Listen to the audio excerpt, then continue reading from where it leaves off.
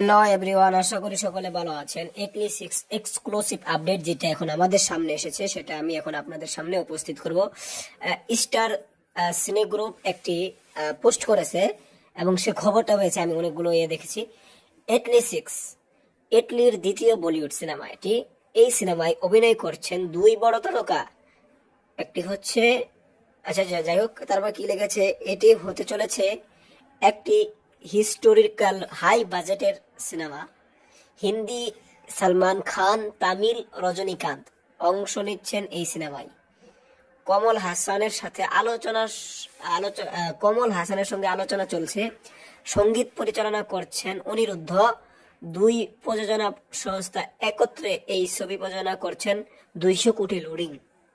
তো আসলেই হতে পারে এমনটা হলো 200 কোটি লোডিং। এটা তেমন অবাক হওয়ার কিছু নাই। কমল হাসান আমরা হয়তো বিক্রমে দেখেছি, তাকে খুব ভালো অভিনয় করে, খুব সুন্দর। বিক্রমে সে তো নাচগুলো করে